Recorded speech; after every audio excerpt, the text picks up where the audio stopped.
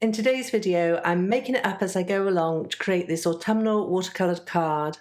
I have a video over at Sam Says Stamp currently that I'll be sharing here on my channel soon on how to create a card carefully planned out from a sketch. However, sometimes I just like to pick up a stamp set and see where I end up while letting things work themselves out along the way. Hi, I'm Debbie Hughes, and if you're new here, I have a blog and website, Lime Doodle Design, and here on YouTube I share videos and how-to tutorials of the techniques and products I use. You'll always find links to these products in the YouTube description below, such as the stamp set I'm using today, which is called Big Thanks Autumn and has a large autumnal bouquet as well as several individual images too.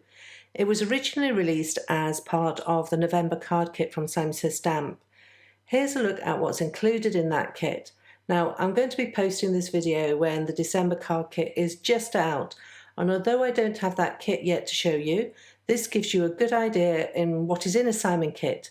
As I'm filming this, the November card kit is still available, and then there will be the new December card kit too. You could go all in and get both. So the November kit included the stamp set as well as 3 A2 envelopes, including the lovely metallic bronze one, 3 autumnal acetates, some foam strips from Darice. You'll see these come in very handy later on.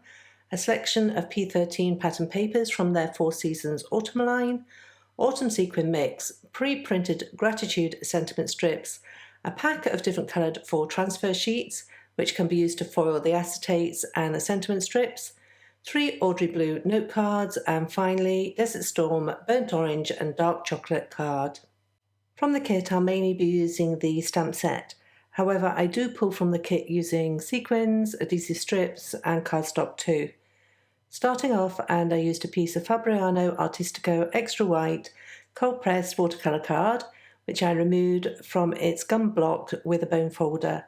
I placed the card in the MISTI and positioned the large autumnal bouquet of flowers in the centre. As I say, this card is very much made up as I went along, and at this point I wasn't sure if I wanted to simply have the image heat embossed onto the card or if I wanted to trim it out. So I played it safe and set the card up as if I was going to have this as a single one layer. I treated the card with anti-static powder and stamped the image in Versamark ink. I rubbed over the top of the MISTI with a cloth. I wanted to transfer the image onto the card in one go. I could repeat the stamping multiple times to get a clear impression, but sometimes that amount of ink leads to thicker stamp lines, and I wanted to keep the lovely delicate lines of this stamp set. Stamping once but making sure to apply pressure over the whole image gives the best chance of a good result. I sprinkled on antique gold embossing powder from Sam Says Stamp, which I keep in a spice shaker. It makes it very easy to sprinkle the powder over the sticky Versamark ink, and then when you tap off the excess powder, you're left with the powder clinging to the stamped lines. Heating the powder melts it to leave beautiful raised, smooth metallic gold lines, which are perfect for some quick watercolouring. At this point I was beginning to think about adding dimension to the bouquet by stamping the additional images from the set, trimming them out and popping them up over the top of the main image. So I stamped and heat embossed the 2 extra sunflowers and 2 extra leaves on a separate piece of watercolour card.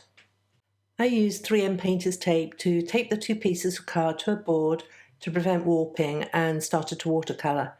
Today I am using Daniel Smith paints and synthetic round brushes in size 2. The joy of watercolouring over heat embossed lines is that you don't have to pay attention to a key rule of watercolour, that of painting one wet area next to another. Normally if you do this with 2 petals, the 2 areas blend together and you lose the definition of one petal from the other. However, when you have heat embossed lines, the raised nature of the lines creates little wells, each one bounded by a raised boundary line, and so 2 wet petals next to each other don't blend together. Obviously the lines themselves also create definition, and so ultimately the only thing you need to do when painting an embossed image is to add colour and to have fun while doing it. When painting this style, I think it's important to get some deeper shadows to add dimension, but more so to leave highlights. These bring the watercolour to life, and I often leave some areas totally unpainted for contrast.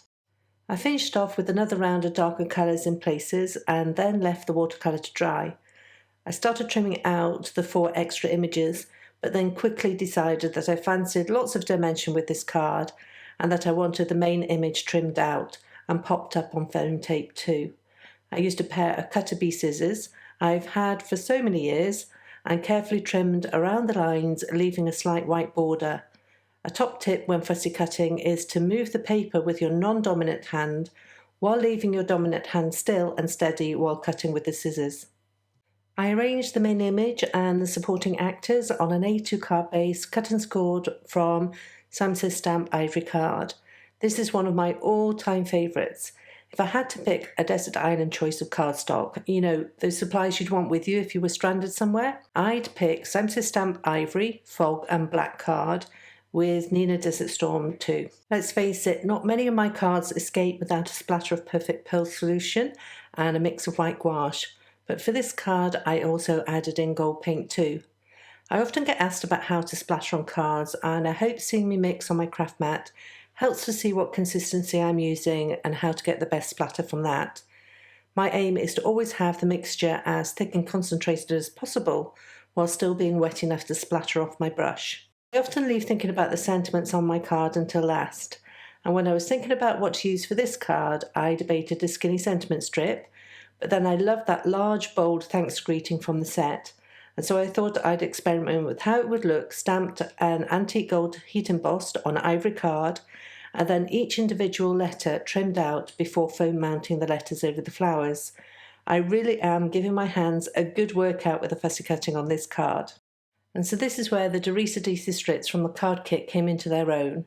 They were the perfect thickness for adding to the back of the letters. I added foam tape to the back of each letter, but before adhering them down, I thought I'd try out adding a companion sentiment strip too. So I took a greeting from the Big Thanks Autumn set and antique gold heat embossed it onto a piece of dark chocolate card from the kit.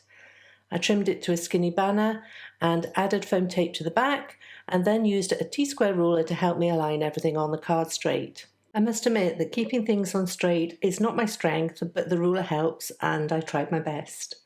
At this point I was changing my mind again. I had everything on an ivory card base, but I wasn't sure whether the dark chocolate card sentiment piece was too dominant.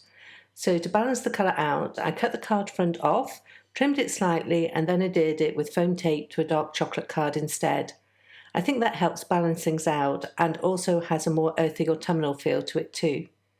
Finally, I took the pack of autumn sequins from the card kit and adhered a sprinkling Regina K Connect glue with the aid of a Marvy jewel picker tool.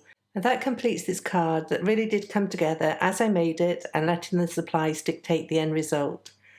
I'll leave links in the YouTube description to the products that I've used today, as well as a coordinating link to the blog post over at limedoodledesign.com. I want to thank you for joining me today, and if you've enjoyed this tutorial, I'd be delighted if you give it a thumbs up and to subscribe to this channel. Also, if you'd like to get notified when a new video is out, don't forget to hit the bell button next to the subscribe button too. Thanks, and I'll see you next time.